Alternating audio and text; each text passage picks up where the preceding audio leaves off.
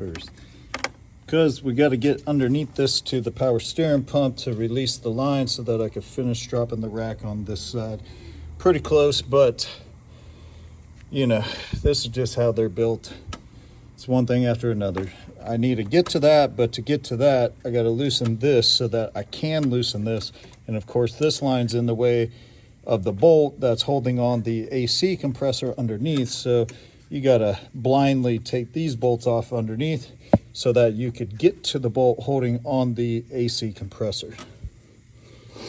So BMW decided to put this bracket here, and inside there's one piece of webbing that prevents this from coming out without taking out this whole bracket. And I don't have to actually remove this, but I'm going to, so that I could shave this fin.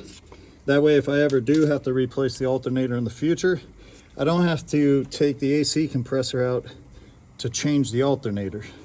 So I'm gonna shave that down, shave this one down, and that will give it enough room to swing just to replace this if ever needed in the future. So now this is kind of mocked up, but I've got that bracket there. Like I said, I shaved it on that webbing and on this webbing here.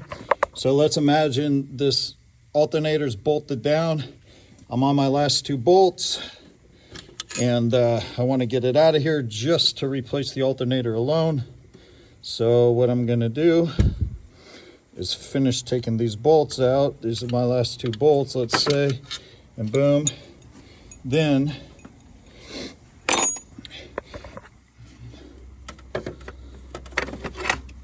it'll come out and it'll go back in because it has a place to slide now. See?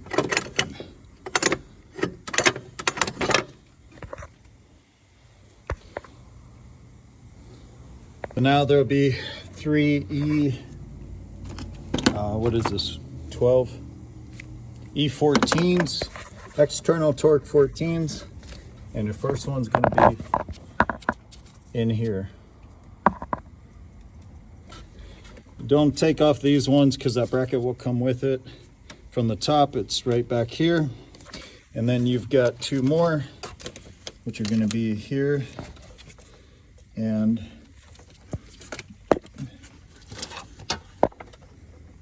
there. So looking from the front, those two, 1 and 2.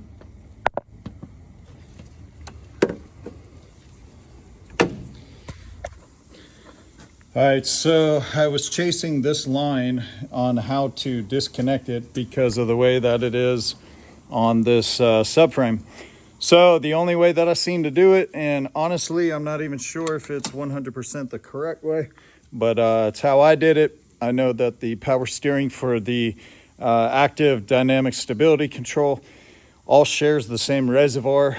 Lucky me, even though I don't believe in luck, so I'll say blessed be me that I have an F10 with active steering. And what does that mean? It means for the rear and the front suspension, it shares the power steering pump hydraulic fluid to soften or harden the suspension based on the button that you click on the inside of the vehicle when you drive. These are the two connections, one here and one here, that would release these lines going back here, moving all the way to the back to be able to lower the subframe without breaking anything. This one here, I loosened this T30, then there's a T30 on that one, and that allows this line just to hang here now. As you can see, it's free out of the way, and when I drop the subframe, it's not going to pull it with it, which is obviously what we want. So that being the case, there's also one here. You need to move that. That line goes to this line, which moves it out of the way. Then, since that's not complicated enough, make sure to undo all of your stuff over here. because there are quite a few disconnects, and I did not video what it took to get the power steering stuff done. It's just too much to video. I will say this, that you only need to unbolt the one Allen head on the bottom of the power steering pump in order to drop the subframe. You don't need all the lines disconnected, only the one, and that will allow you to lift up the lines to be able to drop the subframe. It's the only one on the very bottom, but to get to it, because of the active suspension, you're not going to get to it underneath. I mean, as you could see, how the heck are you supposed to get to anything with this there? You're not going to. So you got to lift it up out of the vehicle, tie it off to the side, and then remove that bolt, and that'll allow you to do it. So if you ever want an all-wheel drive BMW and want everything that goes with it, all the upgrades, all the cool stuff, just know that doing something as simple as what should be an oil pan gasket is going to be not so simple, because why make it easy when we could definitely make it as difficult as humanly possible? So here we are.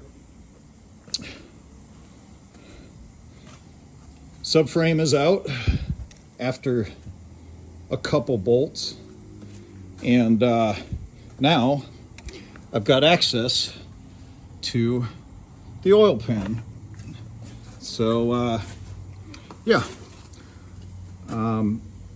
this particular vehicle, you're not going to get to these without dropping this out of the way. It's not going to happen. As you can see, there's no room in between here. Mine has active steering, so there's no electronic steering. It's all hydraulic. And I need to get to this so that I could get that oil pan off, so I could get to the oil pump chain to do the oil pump chain and high pressure fuel pump guide, tensioner and guide. So we're almost there. Pull this diff off, pull this diff off, or excuse me, yeah, this diff off. And then I believe that motor mount can stay, but this one has to come off. I think that's the case. And then I could drop it down, and we'll continue with the job that I'm really after, which is doing the timing chains. Yes, sir, let's go. So I'm to the point of pulling down this oil pan, basically pulling all the screws out of it. I have the new oil pan gasket here. So what I'm going to do, so that I know that every screw goes back in the same place that it should, I have this template. So for every hole, I'm just going to put a hole on the inside of the package. And then once I do this, go around on the inside, I'll take this gasket out, and then I'll just put the bolts to where they go in each one as I take them out of the oil pan. That way I don't mess up which length goes where. I know there's only one or two that are different lengths, one for sure, but I just want to be sure because I've never done it on this one. So that's how I'm gonna do it. Got the diff out. So now drop the axle. And this side of the diff, there's 4 bolts, 1, 2, 3, 4. This one, a lot of people say you got to move that motor mount. You don't have to move it. You just won't be able to pull the bolt all the way out of the diff, but it's okay because you could drop it down without having to pull that bolt all the way out. On this side, you could just take this out and then drop it out with this attached. And up here in the front, I've already got these 2 bolts out of this idler, and then there's going to also be a Torx right there. I think it's a T30, and then you got to remove that plate to be able to get to the bolt behind it. So almost there. So I've got all the bolts out, and I thought I had everything, but it was giving me a tough time. One of the external Torx you're going to have to get to is on this side. This one here is easy to get to. this one here. See if we can...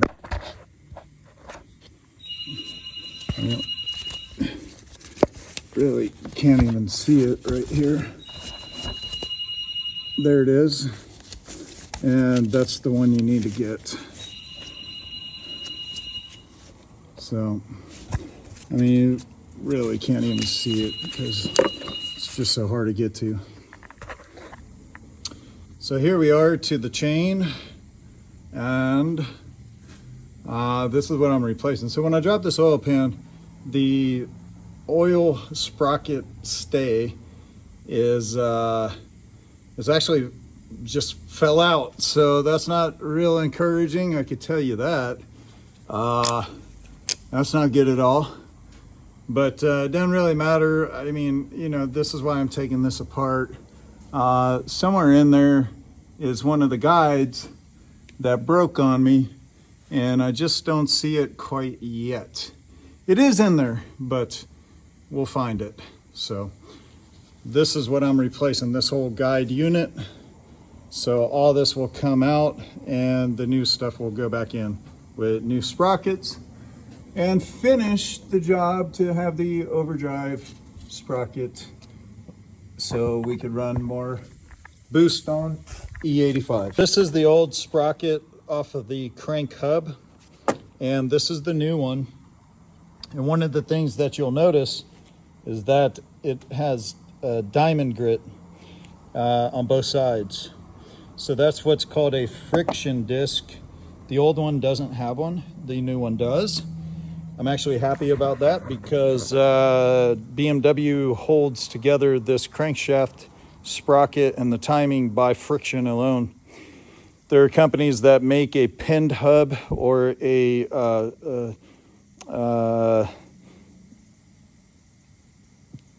another version, it's slipping my mind what it is, but they make two versions to be able to, spline, there we go, sorry.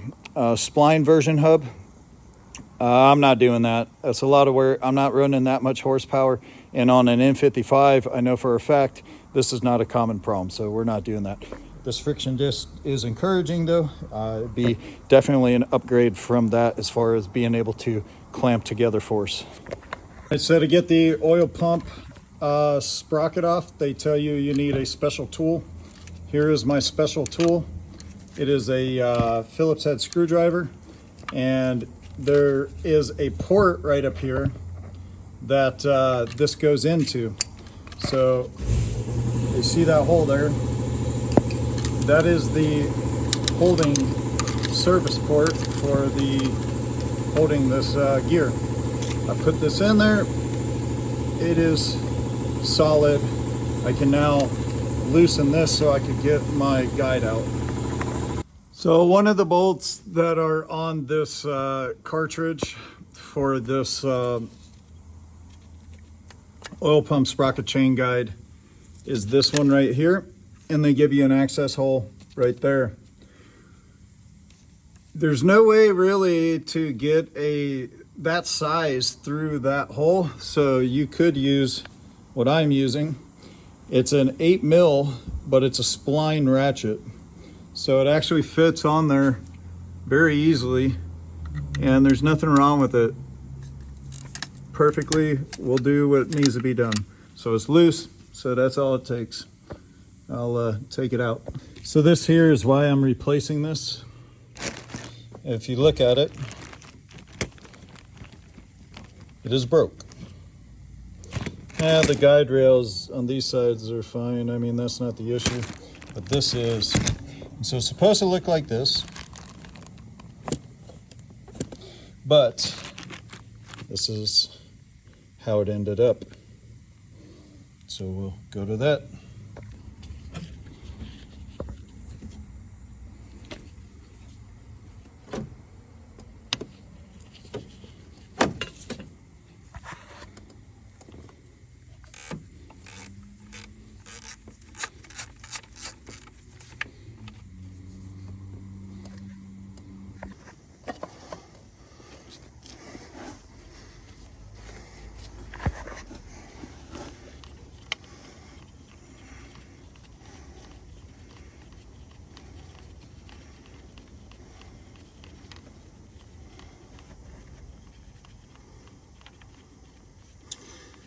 Don't want to mix up intake and exhaust.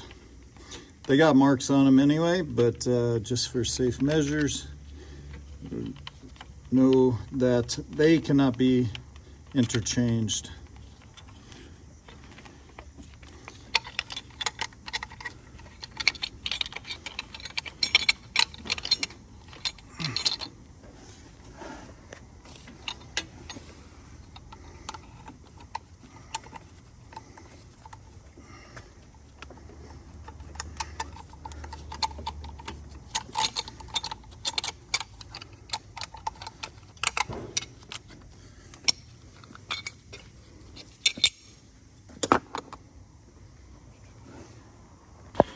All right, so we're to the timing, and I need to get to this tensioner on the side of the block.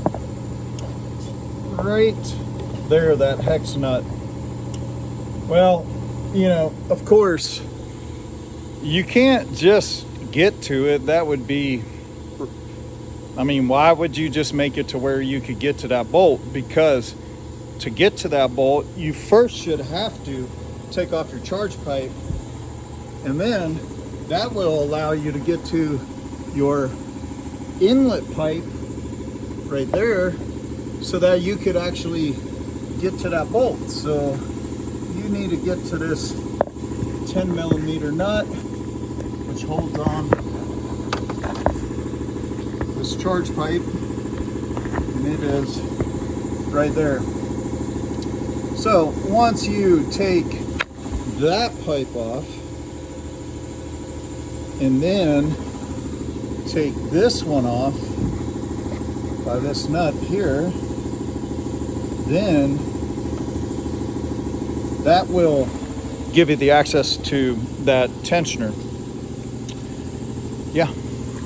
I pulled the nut off of there for the inlet pipe, which goes up there behind our tensioner, which from here you could see now that I've moved it, I could get to it. So I'm just going to remove it completely to make my life a lot easier. I'll remove it from the top once I get this out of the way there, and yeah, be able to get to you know, this bolt where could actually get to the timing tensioner. So as you can see now, the chain tensioner is actually very accessible. You know, I mean, it's wide open. There's nothing in the way. So just put this on there, cracked it open, and pull it out.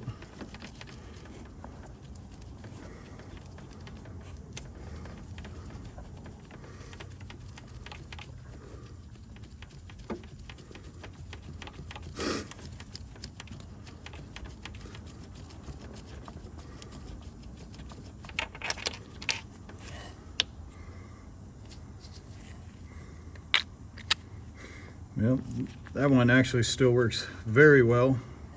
So, going to be replacing it, so it's no good. But now, what that allows me to do is pull these gears out and pull the cartridge out. So, it's going to be very difficult to do this with one hand.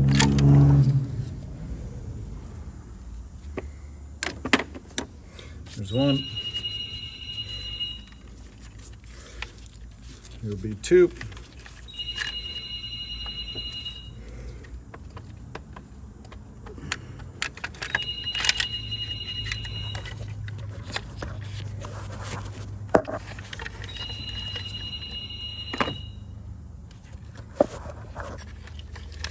So now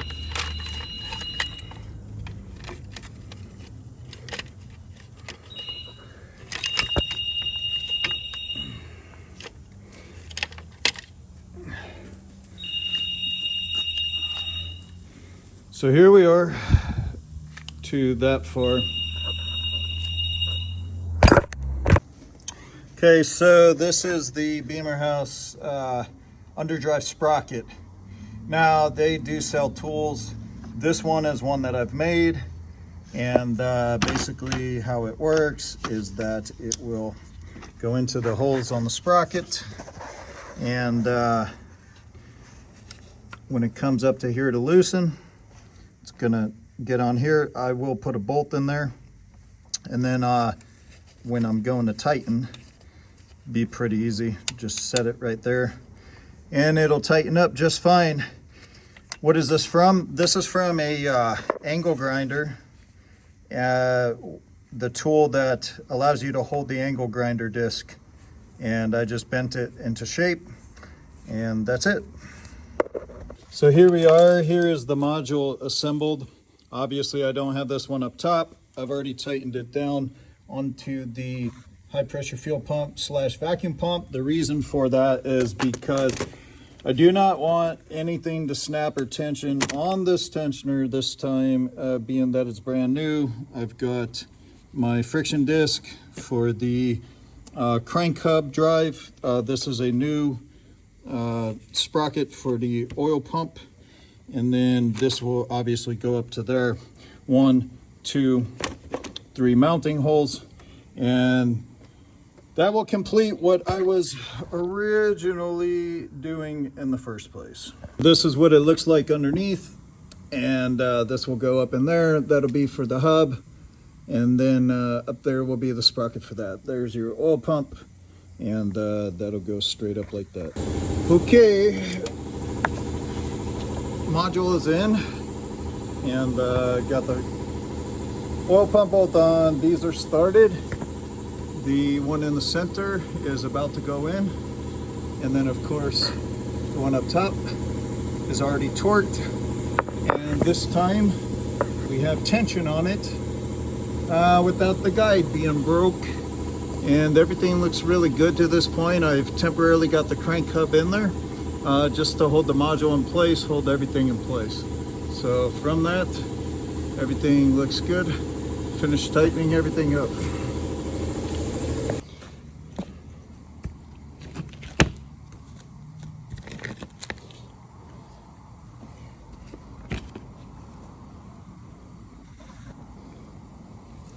This flat side goes out, this side goes towards the engine. If you flip it, it's gonna bind when you go to turn it, but if you don't turn it before you start your vehicle, it will jump off and is gonna destroy your engine. So it just goes down in here like this.